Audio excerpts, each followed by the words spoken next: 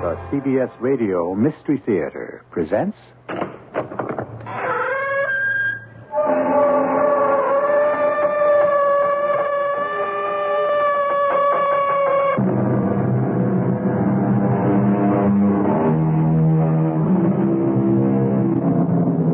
Come in. Welcome. I'm E.G. Marshall.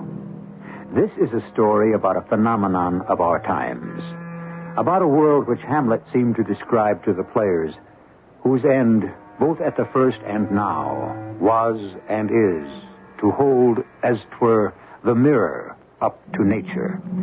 This is a story about a world as mad and ridiculous, as sad and as untidy as the one that most of us have to live in.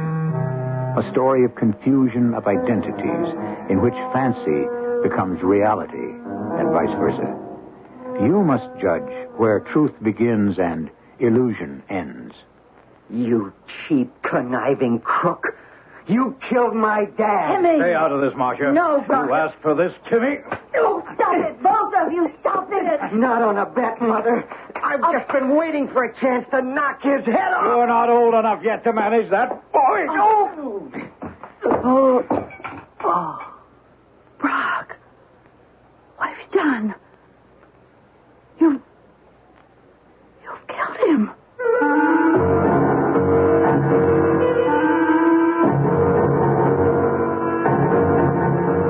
Our mystery drama, A Tale of Two Worlds, was written especially for the Mystery Theater by Ian Martin and stars Bob Caliban. It is sponsored in part by Buick Motor Division and X-Lax. I'll be back shortly with Act One.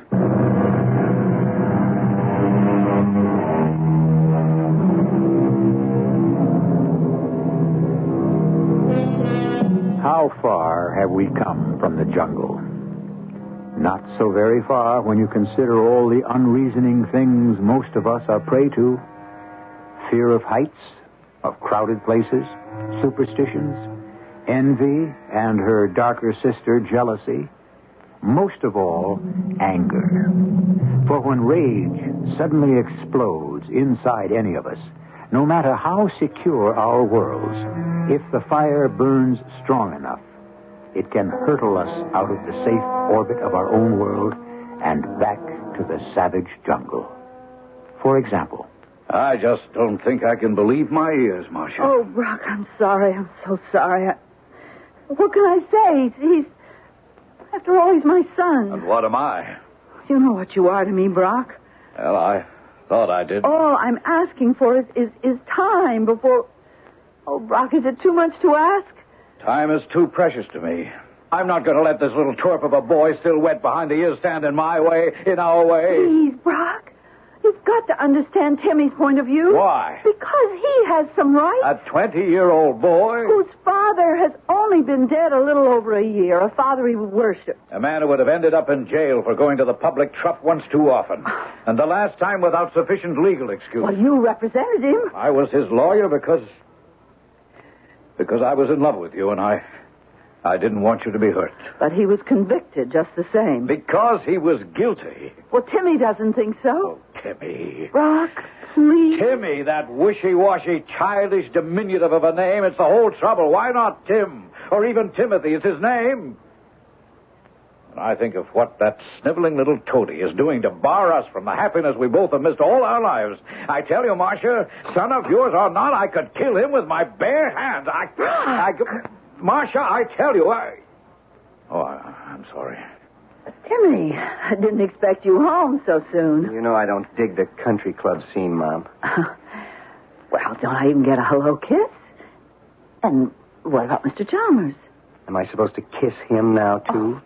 Now, what's that supposed to mean? Oh, Brock, Tim, now then, please. You can stay out of this, Mother. Don't talk to me that way. No, I'd advise you to listen, Marcia. Why?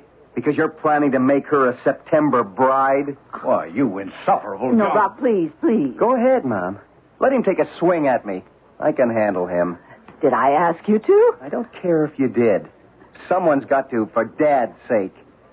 Doesn't anyone care about him anymore? Why should we? He ruined your mother's life as a common criminal, and the only decent thing he did was to take his life. Brock! I'll never believe that. just as I know Dad never did one dishonest thing in his life. You know who really stole all that money. You. Me? Sure. The wheel within the wheel. The big high mucky-muck. Dad was the only honest mayor this town ever had.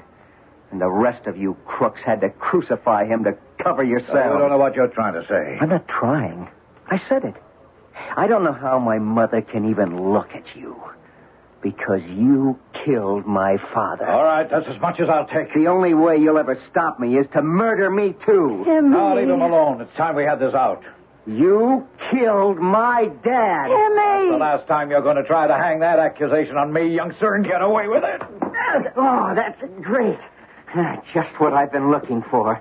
An excuse to knock your head off. Stop it, both of you. Stop it. Not on a bet. Time you learned a lesson. Maybe this will teach you.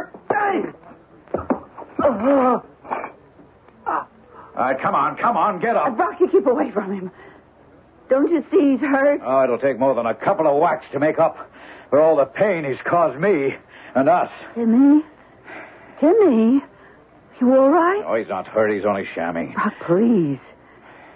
I don't think so. The andiron, I think he hit his head. Oh, no. He's bleeding. It must have fallen on him. Oh, here. Wait a minute. Let me see. I don't want you to touch him. Don't be silly. The boy's hurt her. What is it, Brock? Is he bleeding badly? He's not bleeding anymore, Marcia. Then he's all right? No, I don't think so. What do you mean? I don't know what I... He's not breathing. Timmy? Rocky. He can't be. It was an accident, Marcia. But Oh, God forgive me. I think he's dead. Cut! Beautiful. That's it. It's a wrap. I'll be right out. Marcia, sorry I blew that cue on you. Oh, couldn't matter less. I think today's show went beautifully. Yeah, it felt pretty good. Say, Timmy, you were great. Mm-hmm. I mean, you really had me going, huh? Timmy? Timmy, fun and games are over. Come on back to the really real. Timmy. What's the matter? The kid all right? Hey, friends, you really zinged it. Brock, Marcia, you're never better. You too, man. What's wrong with him? You all right? Yeah, sure. I'm great, Mr. Davis. Just great.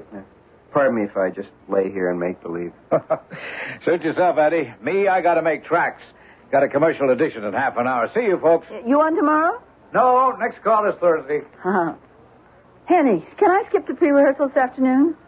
Oh, come on now. I only have one scene. well, I don't mind. It's just Sandy. He'll holler blue murder. Oh, he gives me a pain. He runs so scared all the time. I'm afraid he'll blow the job.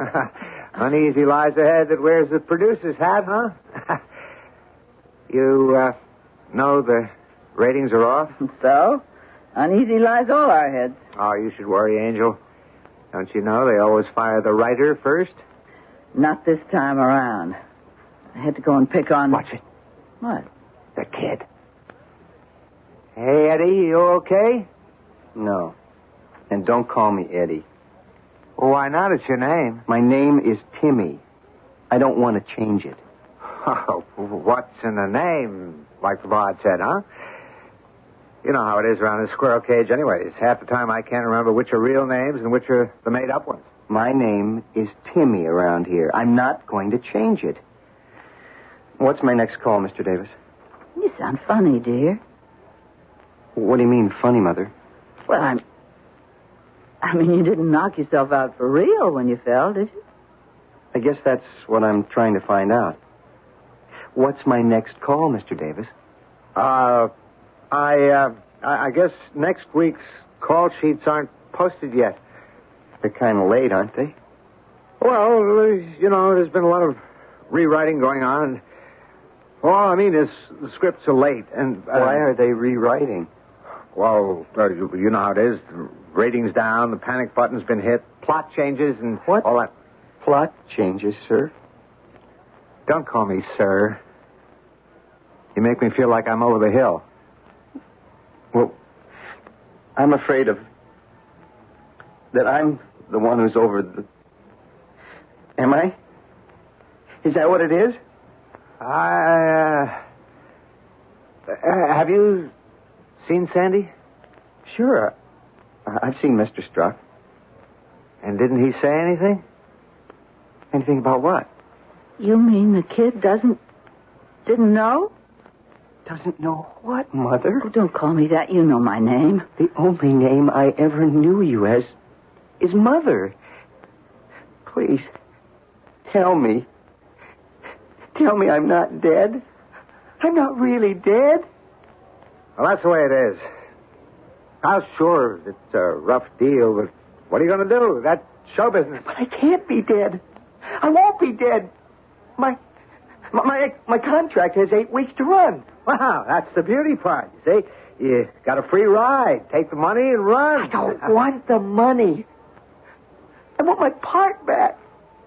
I don't want to be dead.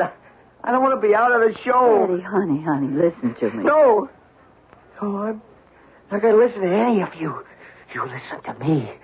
You can't kill me off like this. Don't you see? What?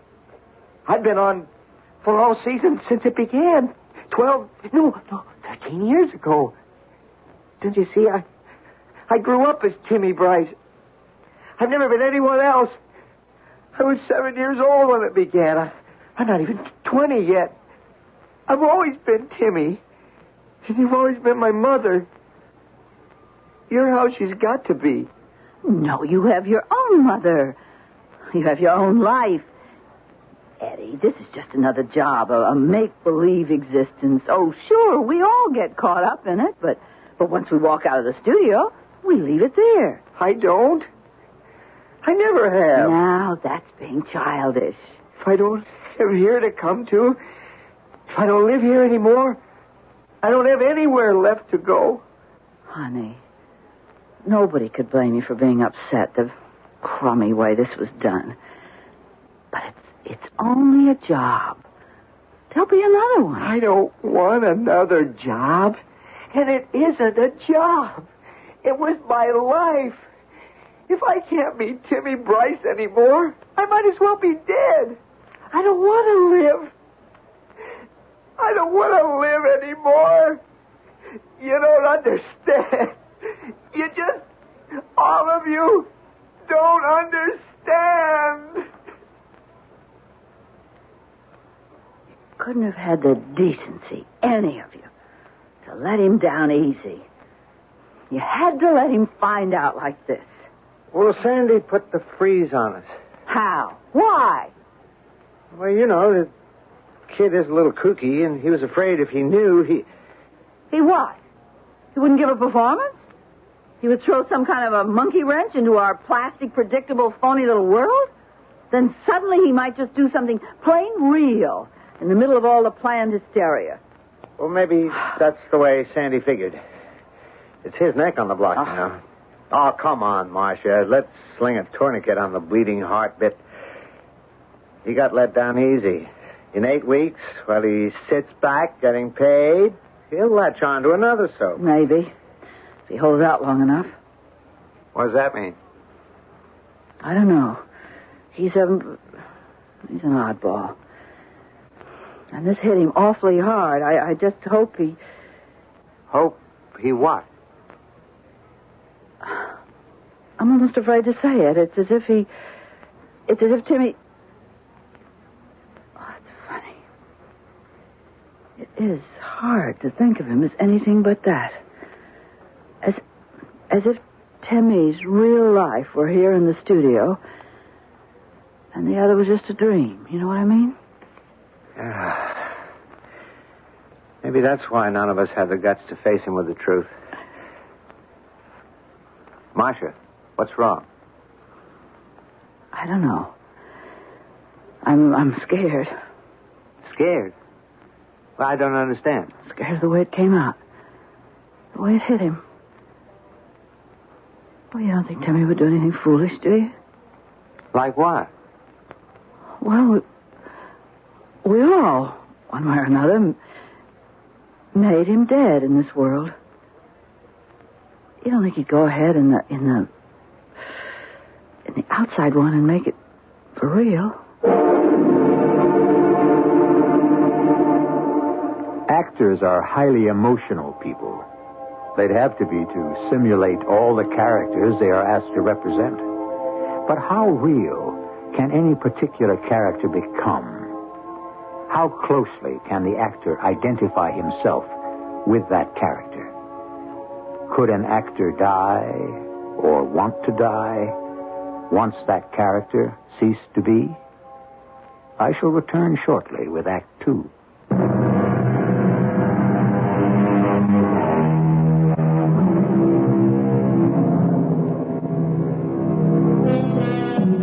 A week has passed in both the worlds we are following in this story. In the real world of our actors, it has been relatively uneventful. In the realm of the soap opera, for all seasons, it has been about the same. Time moves in slow motion in that world, and Timmy Bryce has yet to be declared medically dead. The audience must believe, for dramatic suspense, that some thread of life still remains, as ardently Eddie Smith fights to keep his alter ego alive. Don't you see, Mr. Struck? It isn't too late. Look, kid, do me a favor. Will you quit bugging me? Come on, it's a week already. The decision is made and you're dead. Please, give me a chance. I don't have to die. Didn't you hear me? You're dead, finished. And the script we're taping tomorrow. And the funeral is next Monday. See? It isn't too late. Mr. Struck, I've been talking to everybody, and they all think it's a mistake to kill off someone who's been with this show from the beginning. Come on. What's the sense going over and over it? The axe fell. I know it doesn't mean anything to you. This isn't even your show. What do you mean it isn't my show? You've been producer less than a year. Some of us have been here over 12. Why don't you just grow up and accept the fact you don't live here anymore? It's the only place I ever have lived. Come off it. You know better than that. It's just another job. Nobody's indispensable. And listen, kid, and listen good. To hike that rating, I'd cut my mother's throat. What do you mean? Nobody's indispensable. What I said. Even the old lady herself. The old lady? Betty Lang. You mean my mother? Marcia Bryce? All right, if you want to stick to stage names. She's just another actress to me and an aging one at that. You take that back. What? What you said about my mother. Crying out loud, let go of me, kid. What are you trying to do? Kill me. I don't know. I'm sorry. Look, you better go find yourself a good shrink. While the money's still coming in, you better try to get your head screwed on tight. I don't mean to bother you. I don't mean to bother anyone. Well, you do bother me. And I want you out of my hair. I don't want you around here anymore. I can't come to the studio anymore? From now on, I'm giving orders. This is a closed set. You can't keep me away from here. Can I? You try showing up here again, I'll have you thrown out in your ear. You better not try it. Why? You try to keep me away from where I belong, and what? I'll kill you. What? You crazy little nut. I think you mean that. Hello, Timmy. Sandy? Well, What's the trouble? Oh, just this oddball coming around making waves. I want you and all the rest of the cast to know this set is close to him for good. Right now, I'm going for security to get him off it. Oh, now simmer down, Sandy. Let me handle Timmy. You've got other problems. Yeah? What? Well, how to keep this show on the air, for one. Come on, Eddie. Timmy, let's go back to my dressing room,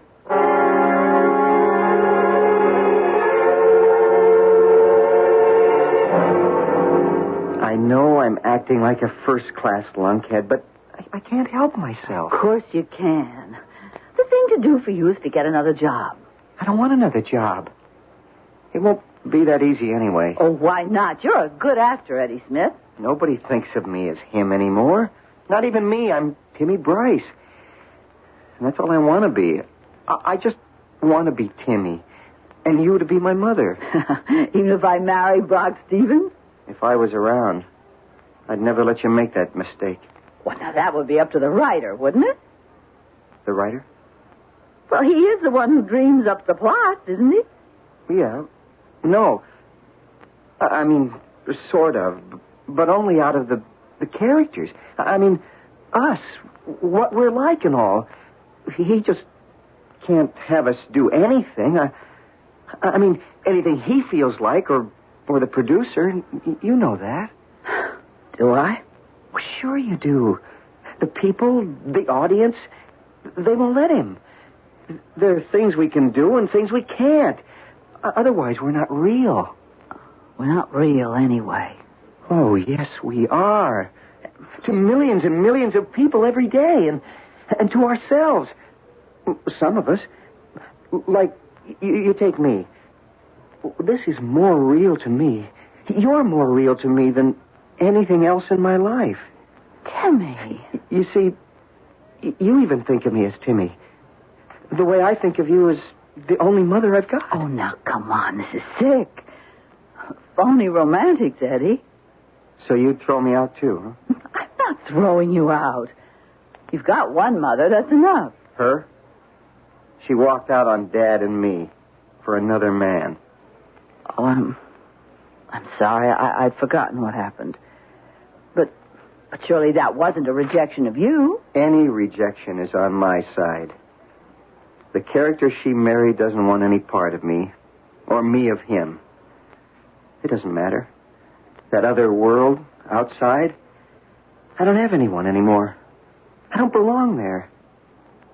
What about your father? Didn't you know? He's dead. No, I didn't know that. What? We were lucky to keep it out of the papers. One advantage, I guess, is having a name like Smith. You can sink without leaving a ripple. He died? He figured he hadn't anything left to live for when he lost her. Sort of like me. He killed himself. Just like I'm going to do. Oh, no, don't talk like that. You wouldn't do anything like that. Oh, wouldn't I? Why not? I'm dead already, thanks to Mr. Sandy Struck. If it wasn't for him, You know something, Mother? He's the one who ought to be dead. Timmy! Eddie, What's the trouble, baby?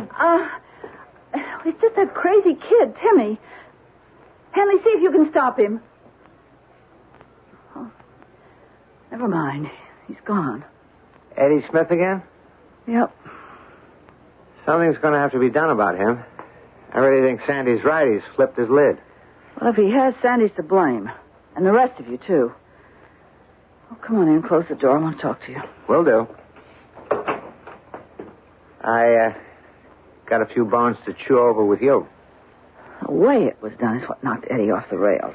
That was a mistake. He could have been forewarned. Sandy could have had the decency to tell him straight out, the best way, when the decision was first taken. Maybe. No maybes about it. I still say maybe. No way this kid was ever going to accept getting bumped off this show. All right, then let's face it. That was the big mistake. Now you pegged it. It's why I came by to see you. Here, have a look at these. What? The broadcast where Timmy met his death was aired day before yesterday. And this is the phone count and the early mail reaction. Oh, murder. Why didn't you let me know? What? I didn't think we had this many viewers. Yeah, we got them. And they're angry. And they don't want any part of this plot. All the letters and all the phone calls? Against it? Why else were they writing or calling? Oh, I don't know why I ever went along with it. Sandy sold me a bill of goods that a murder trial was just what we needed to hike the ratings. Oh, that know-nothing. How we ever got stuck with him? He knifed his way in. The only way he's ever been able to get a job. I'll never know how he undercut Dorian. She was the best producer we ever had. Till the share of the audience slumped. Well, Sandy's great plot line isn't going to save our necks. Not with this audience reaction. Now, this is only the beginning. Wait till they have to stomach you being married to the guy who killed off your son. Isn't this our chance to get Timmy back? I mean, it's not too late. We're not committed on the air yet. Well, he's still in a coma, but on any of the shows in the can, so far, he still isn't dead, No. Oh, come on. Emmett is at least 3 weeks ahead on scripts. What do you want him to do, throw all those out? Well, it's better than losing the show, going off the air. How would you like to do 3 weeks of acting and then be told you have to do it all over again without getting paid? Oh, come on, Henley. For all seasons is in the big leagues. Now, money could be found to pay for mistakes. It's happened before. You do think it's all a mistake, don't you? Sure. Well, but I have to admit at the same time, I'm old and battle-scarred. I'd rather roll with the punches than take a chance of ducking into one. You won't back me up? I try to go upstairs over Sandy's head? The older I get, the less adventurous I get. This whole problem of Eddie Smith and whether Timmy Bryce, my son on the show, is going to be alive or dead has got to be solved the right way. Or we're going to have a hell of a lot more of a disaster than just another soap opera disappearing from the tube. Marcia, I've never seen you so geared up. What are you talking about? That boy who just charged out of here, he's an explosion looking for a location, an accident to happen. I honestly think that if we don't get him back on this show, not only is the show going to be dead, but Eddie Smith is, or else Sandy struck. Sandy? That boy is desperate enough to kill either himself or the man he thinks drove him to the edge. Now, look, Betty... No, now, listen, you look, Henley. You've been our director for quite a few years, but I've been with Eddie Smith playing my son Timmy for 13 years, and I know him as well as, or perhaps better than my own real-life sons. And I'm frightened because he's out of contact. There's no telling what that boy might do. Where is he? Where is that stupid little jerk? Now, Sandy, take it easy. Easy. You know he just tried to kill me? Who? Eddie Smith. Who else? Oh, no. Close the door, Henley. Yeah, sure thing. How, Sandy? How? How did he try to kill you? Oh, I was standing near the number 2 camera. Lucky he had to crab sideways suddenly to get a 1-over-1 shot, and I followed with him. Because a split second later, one of the big scoops hit the floor right where I'd been standing. You mean a floodlight broke loose? How? There's only one way, Henny. Somebody had to unbolt it off the pipe and kick it loose. And you think it was Eddie? I know it was. You saw him? Oh, it could have been an accident. How can you be so sure it was Eddie? I'm sure, all right. Come on. Are you hiding him in here? No. He left here 10 or 15 minutes ago. Give the kid a break, Sandy. At least until you have some proof. I got all the proof I need. What? When I booted him off the set for good, he told me he was going to kill me. Okay. One chance is enough. I'm turning this over to the police. Because I sure ain't about to give him another chance. Was it accident or design? Could you believe that Eddie Smith, alias Timmy Bryce, is actually unbalanced enough to carry out his threat against the producer who ended one of his lives, the make-believe life that seems more important than his actual one? Well, we shall find out, along with some other chilling surprises, the real truth when I return shortly with Act 3.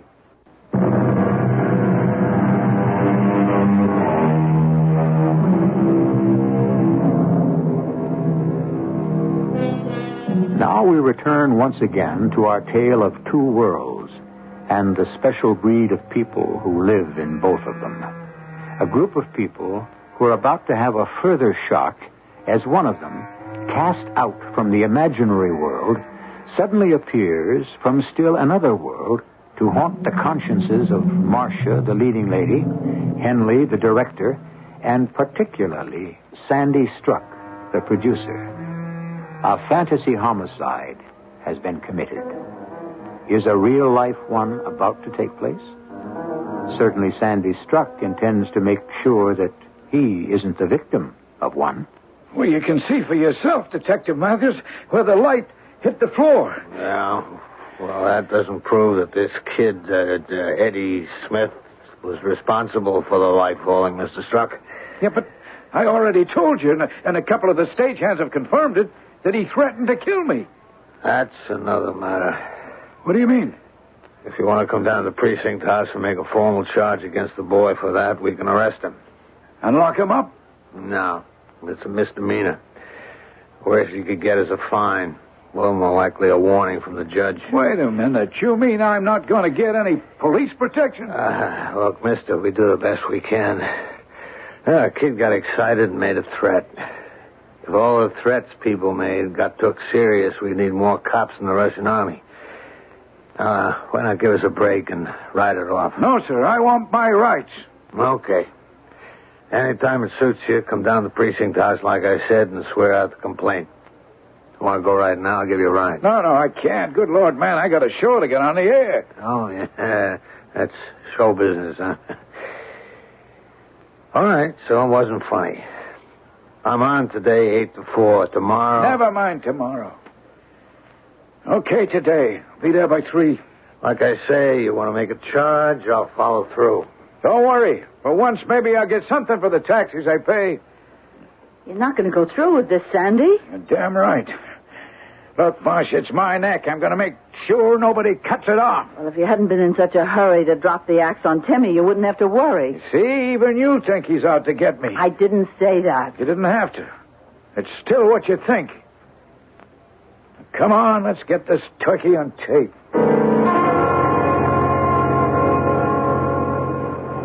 You don't ask much, Marcia. I know what I'm asking, Emmett. It's a terrible thing to do to a writer. 25 to 30 scripts down the drain? Oh, damn it, Marcia. Timmy is dead to all intents and purposes. He's a vegetable that only modern science is keeping alive. How do I revive him? You'll think of a way. Right at the moment, I can't think of one to save my soul. Well, if you don't, Emmett, there'll be no way to save the show.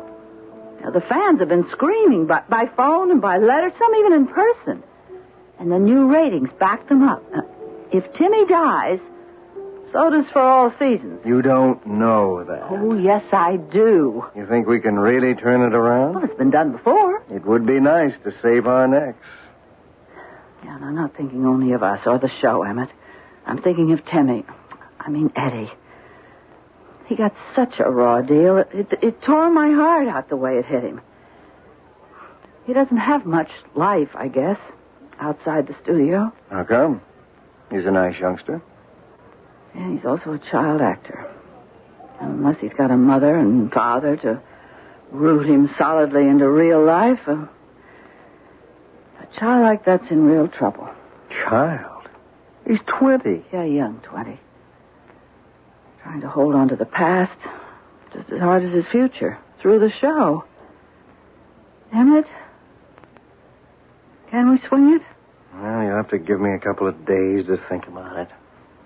Please don't wait too long. It's a matter of... Oh, spare me that old clinker. Life and death. Well, in this case, more ways than one.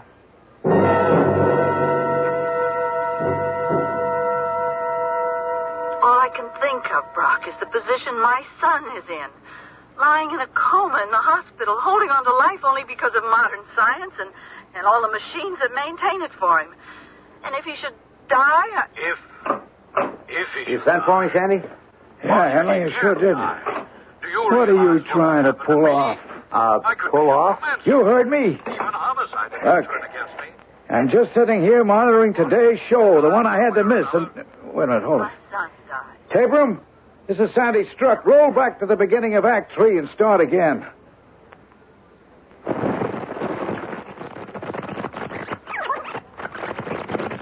What's the trouble? The trouble is I smell a large double O. First off, how come Timmy is still alive in the script when he's supposed to be dead? Now, Sandy, we have a good thing going here, so we're just milking it. Sure, behind my back, because of that little nut. Well, no way. I know you're all out to knife me. I mean, for real. You'd probably like to see that psychopathic little crybaby get back at me. Well, you overreach yourself, because I got the real proof there's a plot against me, and it's right here on tape. You must have been cracked to think you'd get away with it. Get away with what? I don't have to tell you. I'll show you. Okay, tape center. Roll that tape for all seasons again.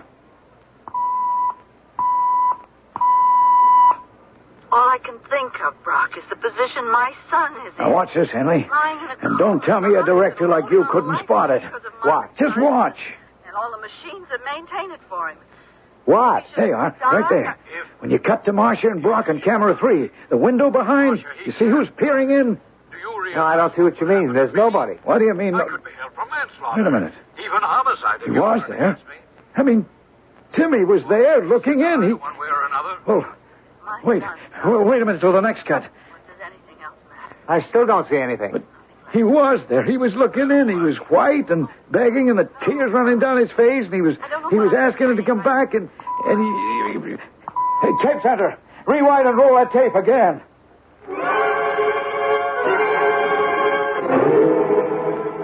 No, you can't broadcast it like that, Henley. Not with that boy on it. Why was he let onto the set? You realize he was looking for me. He was looking to kill me. Sandy, come on. There was no one there. Eddie Smith wasn't on that tape. But I saw him. My dear man, I don't know what you're smoking these days or what you're on, but there were only 2 actors in that scene, Marcia and Brock. I saw him, I tell you. I saw him. I ran it, and I saw him looking in that window, accusing me and threatening me if I didn't give him back his part. Sandy, you were hallucinating.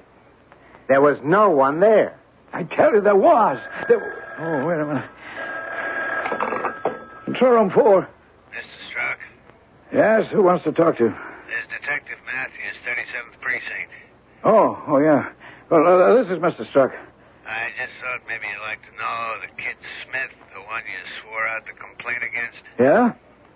We just come up against a cross-reference in the files from out of state. Seems he's a missing person. Missing? What does that mean? The day after you swore out the complaint, the Illinois State Police fished his motorbike out of Lake Secaucus. Took this long to trace out whose it was through the bike serial number. Main point is, it looks as if your boy wanted to kill anyone. It must have been himself. What?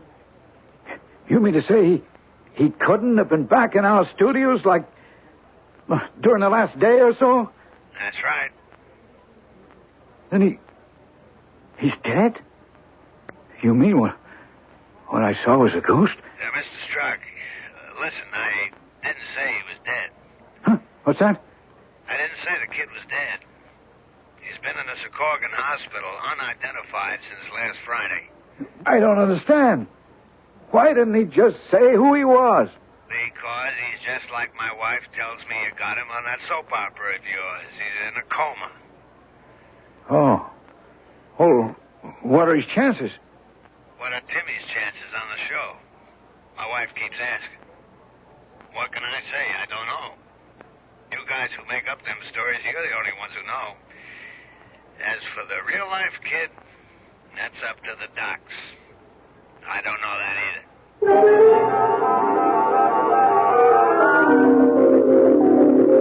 Mr. Strzok, what are you doing here? I could ask you the same question, Detective Matthews. Oh, excuse me.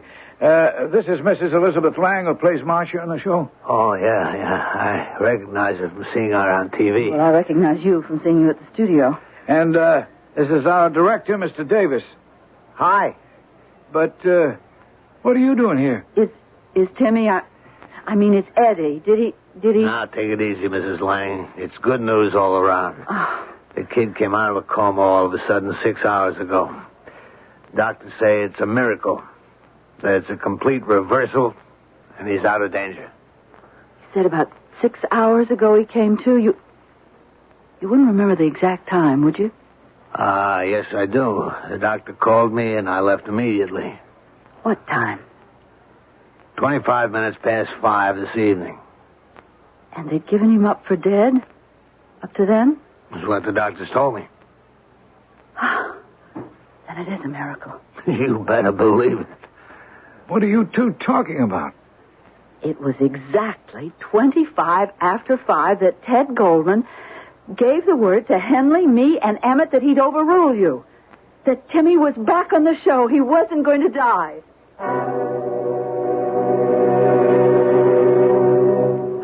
try to commit suicide, Mother. Honest, I didn't. I mean, sure, I was kind of blowing my mind, and maybe I got careless when the car coming the other way came barreling around the curve, and I swerved to avoid him, went into a skid, and that was the last thing I know, till I woke up here. It's all right, Eddie. And you're going to be all right. Oh, I sure am. I'm going to be back where I belong, on the show, with all of you, in my own world. Only, do me one favor, huh? Uh-huh, if I can. Don't call me Eddie. Call me Timmy. Honey, on the show, it'll be Timmy. That's the world where Timmy belongs. And off camera, it's Eddie Smith, and don't you forget it. There's another world where he belongs that you are going to have to start living in from now on.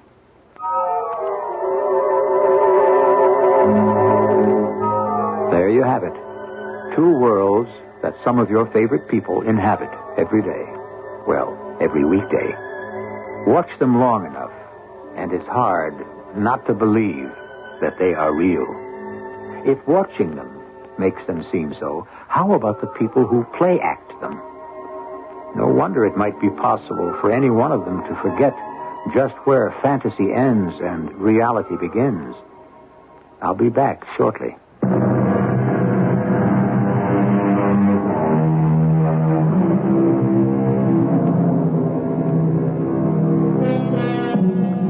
It was Shakespeare who said it also. All the world's a stage, and each man in his time plays many parts. Eddie Smith's mistake was locking himself into only one. A mistake, by the way, which he no longer makes. As it happened, For All Seasons did not weather the rating war and went off the air.